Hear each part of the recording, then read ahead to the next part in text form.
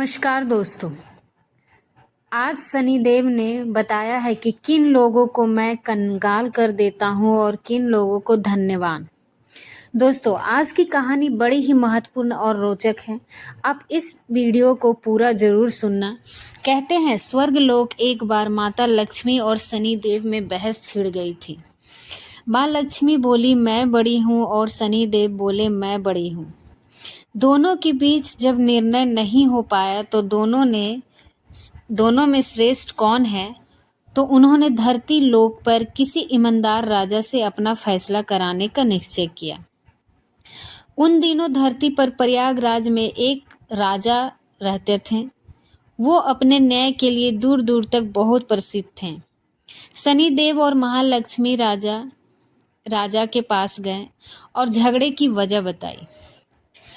हम दोनों में ये सिद्ध नहीं हो पा रहा है कि श्रेष्ठ कौन है। कृपया आप ही हमारा निर्णय कर दें। शनिदेव और माता लक्ष्मी की बात सुनकर राजा जो थे बहुत बड़े धर्म संकट में फंस गए। दोनों में से किसको बड़ा कहा जाए? यदि शनिदेव को बड़ा बता दिया जाए तो माता लक्ष्मी रूठ जाएगी, और लक्ष्मी रूठ गई तो हमारे राज्य की सारी धन दौलत संपदा नष्ट हो जाएगी। यदि शनिदेव को रुष्ट कर दिए तो शनिदेव अपने कोप से नष्ट भ्रष्ट कर डालेंगे। राजा साहब जब किसी नतीजे पर नहीं पहुंचे तो शनिदेव और लक्ष्मी जी उन्हें 1 माह का समय देकर चले गए और कहा, हम 1 माह बाद आएंगे, तब तक तुम खूब सोच विचार लो। दर्शक बंधुओं, उनके जाने के बाद राजा की रातों की नींद हराम हो गई।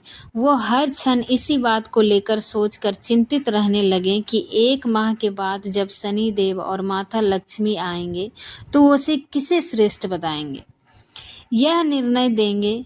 उसके सामने परिस्थिति बहुत ही विकट थी। वो जानते थे कि एक को बड़ा बताएंगे तो दूसरा नाराज हो जाएगा और उनके राज्य पर बहुत बड़ा संकट आ सकता है। राजा की चित्रांक नाम की एक रानी थी। अपने पति को अत्यंत चिंता में देखकर रानी ने पूछा, महाराज, आप किस बात को लेकर परेशान हो? कृपया अपना दुख हमसे कहिए। राजा ने कहा, अपनी पत्नी को सारा हाल सुनाया।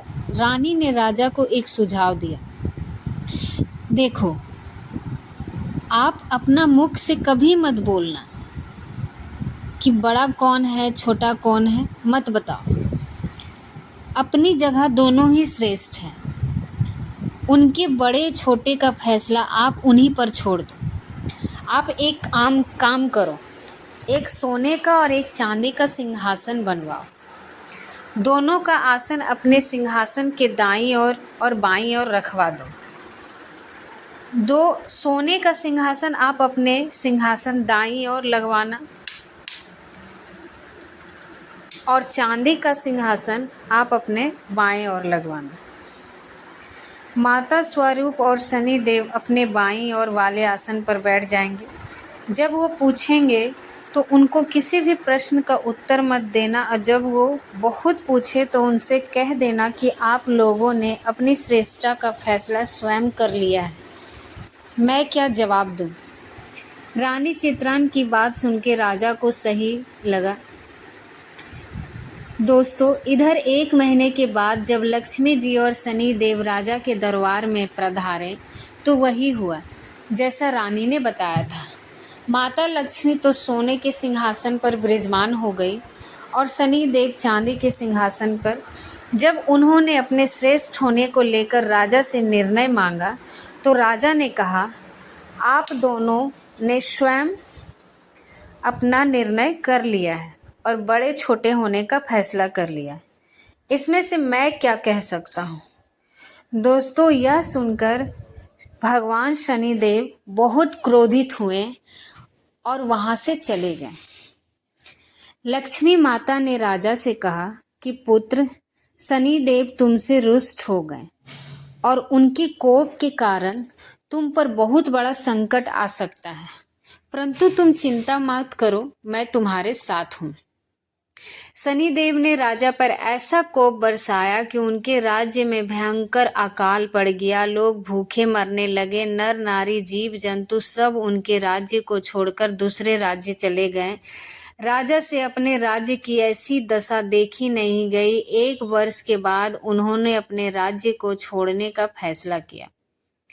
अब वो अपनी पत्नी चित्राना को साथ लेकर घर से निकल पड़े। एक पोटली में उन्होंने हीरे जेवरात कुछ जेवर आभूषण बांध लिए। सोचा जहां रहेंगे वहां विपत्ति में ये बहुत काम आएंगे, इन्हें बेचकर हम अपना गुजारा कर लेंगे।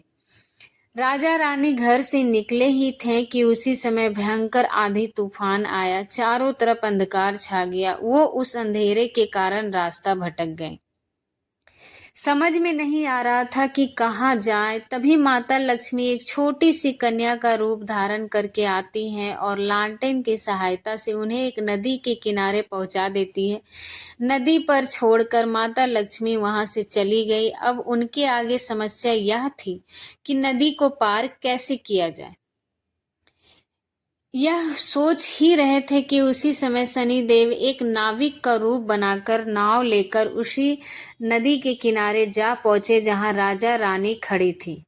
राजा ने नाविक से नदी के पार जाने का आग्रह किया। नाविक ने कहा कि देखो भाई, हम तुम्हें उस पार पहुंचा तो देंगे, परंतु हमारी नाव बहुत कमजोर है। इसमें एक बार में एक ही बैठ सकती है। राजा ने कहा चलो एक एक करके ही उतार दो। अब पहले तो नाविक रानी को उस पार पहुंचा आया, फिर राजा को ले गया। तीसरी बार में उस नाविक ने राजा की धन की पोटनी रख ली, लेकिन वह नाविक तो स्वयं शनिदेव थे, इसलिए वह धन की पोटली लेकर नदी के बीचों बीच से गायब हो गए। अब तो उनके पास जो धन था वो भी नहीं रहा। भोजन का संकट खड़ा हो गया। राजा बड़ा ही गरीब बन गया था। भगवान की इच्छा समझकर वो वहां से आगे को चल दिया। चलते चलते वो एक गांव में पहुंचा। उस गांव के लोग जंगल से लकड़ी काटकर उन्हें बेचते थे। राजा जी अपनी रानी के साथ उसी गांव में रहने लगा और लकड़ी बेचकर अपना गुजारा करने लगा।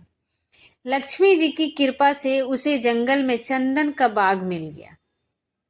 राजा ने चंदन की लकड़ियों को बेचकर काफी पैसा कमा लिया। अब तो उसका जीवन बड़ी सुखपूर्वक बीतने लगा। राजा और रानी को सुख चैन में देखकर शनिदेव ने एक और नई चाल चल दी। एक सौदागर था जो उस गांव से चंदन की लकड़ी भरकर दूसरे राज्यों में ले जाया करता था। आज उसका जहाज उसी नदी के किनारे पर ही फंस गया। उसने जहाज को चलाने का बहुत प्रयास किया, पर जहाज टस से मस नहीं हुआ। सौदागर के समझ में नहीं आ रहा था कि वो क्या करे। तभी शनिदेव एक ब्राह्मण का रूप बनाकर उस सौदागर के पास गए और बोले, सौदागर, तेरा जहाज तो चल जाएगा यदि कोई पवित्र स्त्री इसे तेरे जहाज में हाथ लगा दे। सौदागर ने वैसा ही किया। पूरे गांव की स्त्रियों को बुलाया। सबने जहाज को छुआ, पर जहाज फिर भी नहीं हिला। किसी ने बताया कि गांव में अभी भी एक स्त्री बाकी रह गई है जो यहाँ नहीं आई। सौदागर स्वयं चलकर उसके घर गया। वो स्त्री कोई और नहीं, रानी चित्रांगन थी। जब रानी के पास निमंत्रण भेजा तो रानी ने वहां आने जाने से इनकार कर दिया। कहा कि इस समय मेरे पति जंगल में लकड़ी काटने गए, मैं तुम्हारे जहाज के पास नहीं जा सकती। सौदागर के आदमी ने वापस जाकर उसकी सारी बात बताई तो सौदागर समझ गया कि ये औरत बहुत ही पवित्र है और यही उसके जहाज को निकाल सकती है। वह शाम को फिर उसके घर गया और उस समय जो राजा थे वो घर पे थे, इसीलिए उन्होंने निमंत्रण स्वीकार कर लिया। जब राजा और रानी से कहा कि जहाज छू दें जिससे वह निकल जाए, तो रानी ने अपने पति के कहने पर जहाज को छू दिया और जहाज हिलने लगा। यह देखकर सौदागर के मन में पाप जागा कि क्यों न मैं इसको अपने साथ ले चलूं। ये स्त्री बहुत ही सुंदर है और यदि कहीं जहाज फिर से फंस गया तो इसे छूकर वो निकाल सकती है। यह सोचते ही उसने चित्रान को अपने साथ खींच लिया और जहाज लेकर चल दिया। राजा चिल्लाता रह गया, परंतु उस समय तक जहाज काफी दूर जा चुका था। रानी अत्यंत रूपवती थी। उसको देखकर सौदागर के मन में पाप आ गया और वो उसको अपनी पत्नी बनाने की इच्छा करने लगा। सौदागर की छेड़छाड़ से तंग आकर सूर्य देवता से प्रार्थना की कि उसे अपने सती की रक्षा करने के लिए कोढ़ दे दे। उसकी प्रार्थना भगवान सूर्य ने सुन ली। उसी समय रानी के शरीर से कोढ़ फूट गया। वो एकदम से क्रूप वाली हो गई। उसके क्रूप शरीर को देखकर सौदागर उसके पास नहीं जाता था, पर हमेशा अपने साथ रखता था। इधर राजा रोजे रोते बिलखते नदी के किनारे से चल पड़े। वह इसी उम्मीद में थी कि यदि जहाज उस तरफ से गुजरा तो वो अपनी पत्नी को छुड़ा लेंगे। आखिर उसको जहाज का कहीं पता नहीं चला, तो वो नदी किनारे आश्रम के साधुओं के साथ रहने लगे। अब वो राजा वहां पर साधुओं की सेवा करता था, उनकी गायों को चराता था और गायों के गोबर से उपले बनाता था। वो उपले लक्ष्मी जी की कृपा से सोने के बन जाते थे। इस प्रकार कुछ ही दिनों में उसके पास ढेर सारी सोने के ईंट हो गई थी। एक दिन वही सौदागर जो राजा की पत्नी को ले गया था, उसका जहाज उसी नदी पर आया। जहाज ने सागर को पहचान लिया। सौदागर को ईंट दिखाकर कहा, यदि सौदागर उसको साथ ले जाना चाहते हो तो सोने की ईंट सौदागर को दे दो। सौदागर ने राजा को पहचान तो लिया था, परंतु सोने की ईंट के लालच में उसने अपने पास बैठा लिया। ईंटों को भी जहाज में भरवा लिया। जब जहाज चल पड़ा तो सौदागर ने राजा को नदी में फंसा दिया। राजा की चीख पुकार राजा की रानी ने सुन ली और उसने तुरंत एक तकिया जल में फेंक दिया। उस तकिए के सहारे से राजा एक पुल पर पहुंच गया, जहां आते ही जहाजों से चुंगी ली जाती थी। राजा को वहां के लोगों ने निकाल लिया। उन लोगों ने राजा से पूछा कि वह कौन है और कहां से आया है। तो राजा ने कहा कि एक अत्यंत दुखी आदमी है, उसका सब कुछ लूट गया, उसके पास कुछ नहीं बचा। वहां के लोग उसको पकड़कर राजा के पास ले गए। राजा ने राजा से नौकरी मांगी। राजा ने अपने यहाँ बगीचे में माली का काम दे दिया। दोस्तों, राजा की एक पुत्री थी। उसके लिए नित्य फूलों का सुंदर गजरा एक मालिन लाती थी। एक दिन राजकुमारी ने मालिन से पूछा कि आजकल गजरे कौन बनाता है, बहुत सुंदर गजरे बनता है। मालिन ने राजकुमारी को बताया कि एक नौकर नया आया है जो बड़े ही सुंदर गजरे बनाता है। राजकुमारी ने उस नौकर को देखने की इच्छा जताई।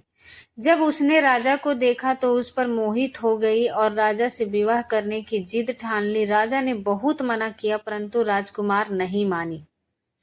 उन्होंने लाचार होकर दोनों का विवाह कर दिया और जंगल में एक मकान दे दिया। धीरे धीरे समय बीतता चला गया। कुछ दिन बीते तो राजा श्रीवत्स ने राजकुमारी से कहा कि ऐसे बेकार बैठे रहकर मेरा मन नहीं लगता है। तुम अपने पिता से कहो कि मेरे को जहाजों की चुंगी का ठेका दे दे। राजकुमारी ने अपने पिता से यह प्रस्ताव रखा तो राजा ने भी कहा ठीक है, अब तो आप अपने आने वाले जहाजों से चुंगी लेता था। इसी प्रकार 7 वर्ष बीत गए। शनि देव का प्रभाव खत्म होने को आया। एक दिन सौदागर का जहाज वहीं से निकला तो राजा ने उस जहाज को रोक कर उसके आगे जाने से रोक दिया। सौदागर को यह देखकर बड़ा क्रोध आया और वो तुरंत शिकायत लेकर राजा के पास पहुंचा। राजा ने जब श्रीवत्स से पूछा कि वो सौदागर के जहाज को क्यों नहीं जाने दे रहा है, तो श्रीवत्स राजा ने बताया कि महाराज, इस सौदागर के पास मेरी सोने की ईंट है, ये मेरी सोने की ईंट नहीं दे रहा है। राजा ने कहा, तुम्हारे पास क्या प्रमाण है कि इसके पास जो ईंट है वो आपकी है?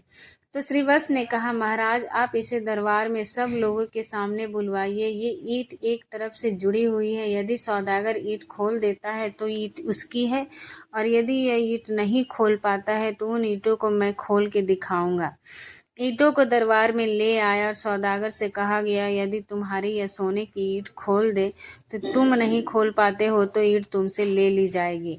दोस्तों, सौदागर शाम तक उन ईंटों को खोलने का प्रयास किया, परंतु एक भी ईंट नहीं खुली। अंत में शाम हो गई। राजा के दामाद श्रीवत्स की बारी आई तो उन्होंने चंद क्षणों में ही तब राजा ने पूछा कि वह कौन है जो श्रीवत्स की पूरी कहानी बताई। महाराज, मैं और मेरी पत्नी चितान को और मेरी पत्नी चित्रांग को इस सौदागर ने छीन लिया है। कृपया मुझे मेरी रानी दिलवा दीजिए। दोस्तों, राजा ने सौदागर से कहकर तुरंत चित्रांग को पालकी में बुलवाया और सौदागर को पकड़वा कर कड़ी सजा दी। चित्रांग ने पुनः सूर्य भगवान से प्रार्थना की वो मेरे रूप को फिर से पहले वाला लौटा दे। दोस्तों, भगवान सूर्य देवता की कृपा से रानी फिर से सुंदर हो गई। राजा ने आदर पूर्वक श्रीवत्स को खूब सारा धन देकर विदा कर दिया, साथ में अपनी बेटी को और चित्रांग को भी अपनी बेटी बना लिया। खूब धन दौलत देकर राजा को प्रेम पूर्वक विदा कर दिया। राजा पुनः अपने राज्य में लौट आया और फिर से राज सिंहासन पर सवार हुआ। एक दिन शनि देव ने प्रकट होकर राजा श्रीवत्स से कहा, राजन, हम दोनों की स्पर्धा तो एक बहाना था। हम आपके सत्य की परीक्षा ले रहे थे। अब मैं तुम्हें बता रहा हूँ कि कौन से लोग नाश को प्राप्त नहीं होते। पहला, जो विपत्ति में भी अपने धर्म और सत्य को ना त्यागे, उसका कभी नाश नहीं होता। देवता लोग भी उसकी सहायता करते हैं। नंबर 2, गरीबी आने पर भी जो अन्याय का मार्ग ना चुने, पाप का धन्य ना खाए, वो देवताओं की सदा कृपा पात्र रहता है। मैं उसका कभी बुरा नहीं करता, उस पर लक्ष्मी की कृपा हमेशा बनी रहती है। नंबर 3, धन संपदा पाकर भी जो अभिमान न करे, भद्र गुरुजनों का, दीनहीनों का जो अपमान नहीं करता हो, मैं कभी उसका बुरा नहीं करता, अपितु उसकी सहायता ही करता हूँ। मेरी कृपा से लोग पल मात्र में धन्यवान बन जाते हैं और पल मात्र में कंगाल। राजन, जाओ, मेरे वरदान से तुम्हारा राज्य फिर से संपन्न हो जाएगा, धन दौलत से धान से संपन्न हो जाएगा, तुम्हारी प्रजा खुशहाल हो जाएगी और कभी दुख दरिद्रता तुम पर नहीं आएगी। राजा को वरदान देकर शनि देव और माता लक्ष्मी वहाँ से चली गई। दोस्तों, ये कहानी आपको कैसी लगी? अपनी कीमती राय कमेंट में बॉक्स में ज़रूर देना। मिलते हैं आपसे अगली वीडियो में और एक और चर्चा के साथ। आप सभी का बहुत बहुत धन्यवाद। जय श्री कृष्ण, जय हनुमान जी, जय शनिदेव जी।